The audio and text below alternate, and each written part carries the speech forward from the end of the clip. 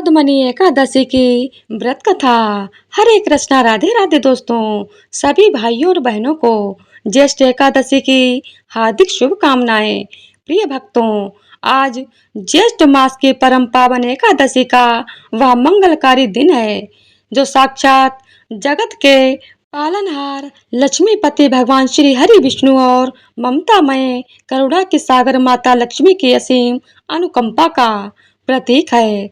शास्त्रों में ज्येष्ठ एकादशी का महत्व बताते हुए कहा गया है कि इस दिन जो भी प्राणी सच्चे मन, पूर्ण श्रद्धा और अटूट विश्वास के साथ भगवान नारायण और माता लक्ष्मी की आराधना करता है, उसके जीवन के बड़े से बड़े संकट, दरिद्रता और पूर्व जन्मों के पाप भी नष्ट हो जाते हैं। प्रिय श्रोताओं, भगवान श्री हरि विष्णु की इस पावन कथा और एकादशी के महात्म्य को कभी भी भूल कर भी अधूरा न छोड़ें। हमारे पवित्र शास्त्रों में स्पष्ट रूप से वर्णित है कि एकादशी की कथा को बीच में आधा अधूरा छोड़ देने से व्रत का पूर्ण फल प्राप्त नहीं होता है। और यदि आप भगवान विष्णु और माता लक्ष्मी के अनन्य भक्त हैं तो इस पावन और दिव्य संदेश को अधिक से अधिक लाइक करें, अपने प्रियजनों के साथ शेयर करें और ऐसे ही आध्यात्मिक और प्रेरणादायक संदेशों के लिए हमारे चैनल MKR भक्ति कथा को सब्सक्राइब करना बिल्कुल ना भूलें। तो आइए अपने मन को शांत करके समस्त सांसारिक चिंताओं को त्याग कर पूरी एकाग्रता के साथ हृदय की गहराइयों से लक्ष्मी नारायण के चरणों का ध्यान करें और प्रेम से बोलें, ओम नमो भगवते वासुदेवाय नमः। जय लक्ष्मी नारायण।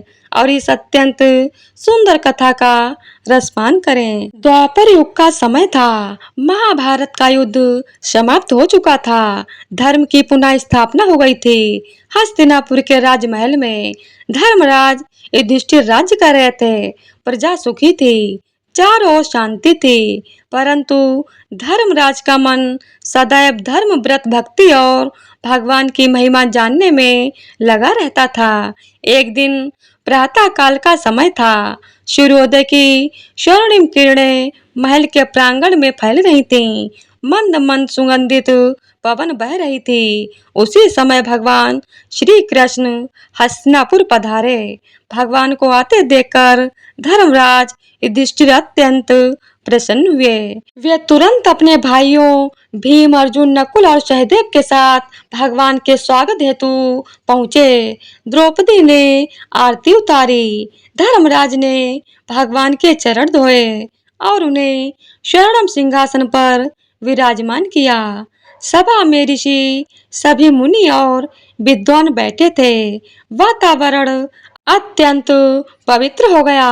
कुछ समय बाद धर्मराज युधिष्ठिर ने हाथ जोड़कर विनम्रता से कहा, हे देवकी नंदन, हे जगत के पालनहार, आपने मुझे अनेक एकादशियों का महत्व बताया है।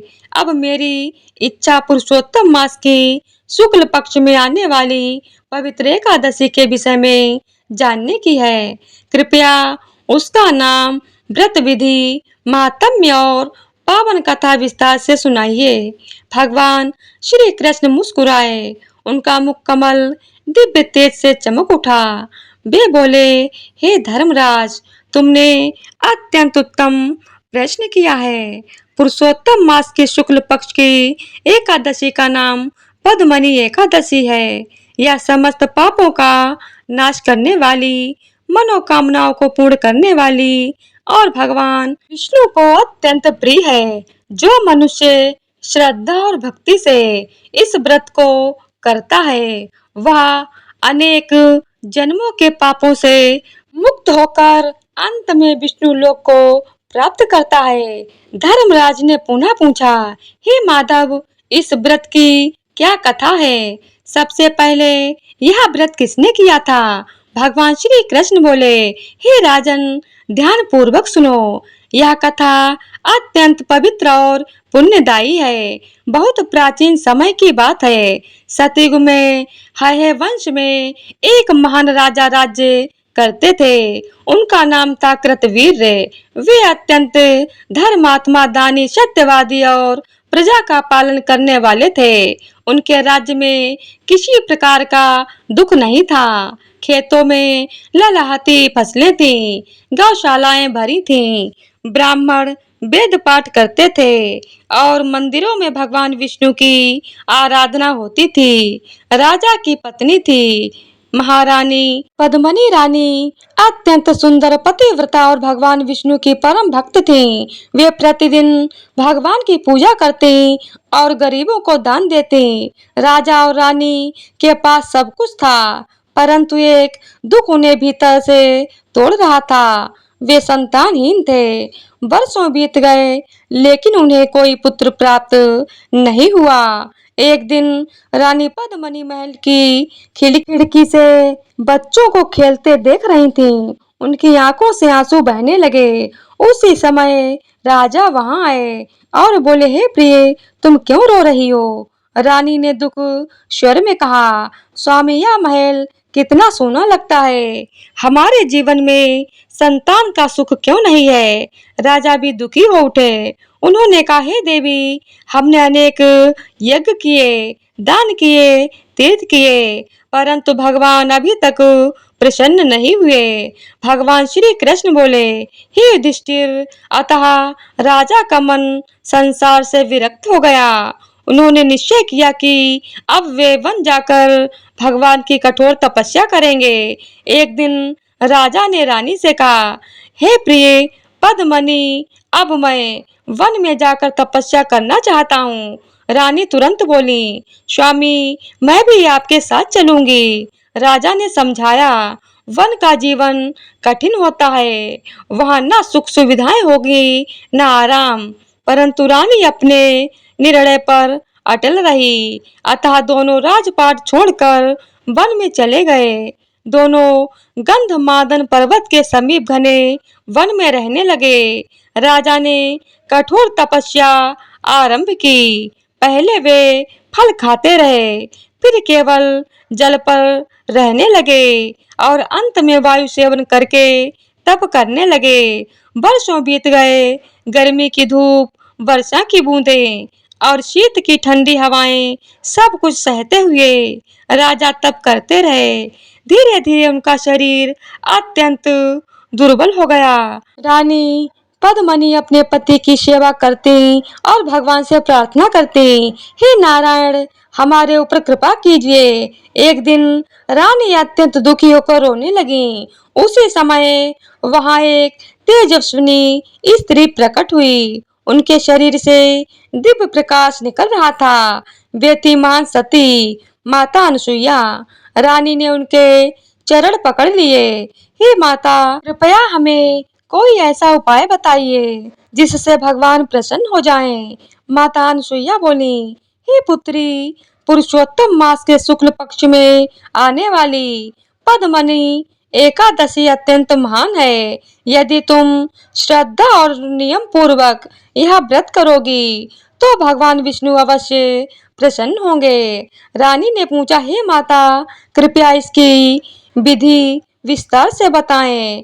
माता अनसुईया बोली, दशमी से ही संयम रखना चाहिए।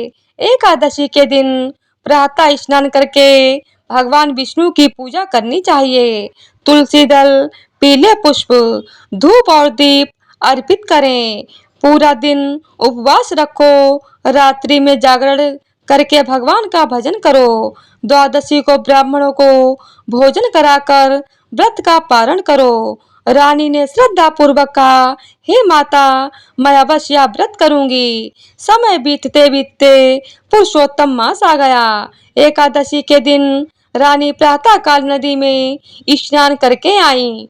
उन्होंने पीले वस्त्र धारण किए और भगवान विष्णु की पूजा आरंभ की। उन्होंने हाथ जोड़कर कहा, हे प्रभु, यदि मेरी भक्ति सच्ची है तो हमारी मनोकामना पूर्ण कीजिए।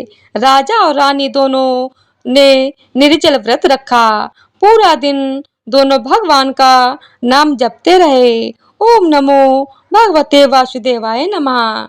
रात्रि में दोनों ने भजन कीर्तन किया। आधी रात के समय अचानक पूरा वन दिव्य प्रकाश से भर गया। आकाश में शंख ध्वनि गूंज उठी। गरुड़ पर विराजमान भगवान विष्णु प्रकट हुए।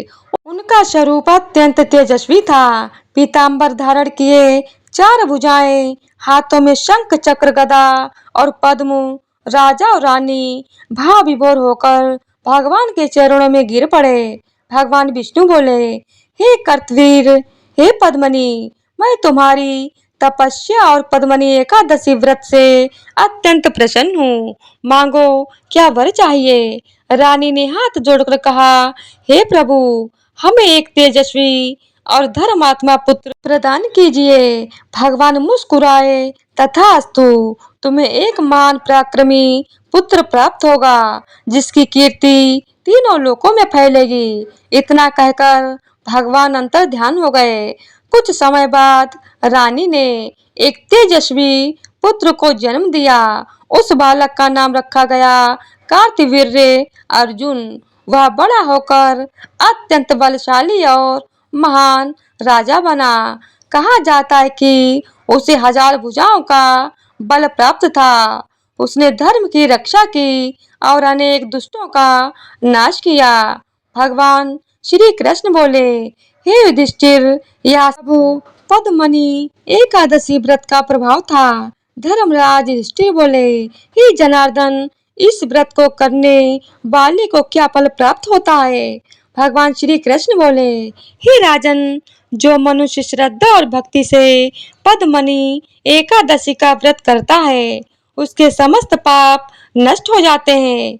संतानहीन को संतान प्राप्त होती है, दरिद्रता दूर होती है, घर में सुख समृद्धि आती है, भगवान विष्णु की विशेष कृपा प्राप्त होती है और अंत में मोक्ष मिलता है।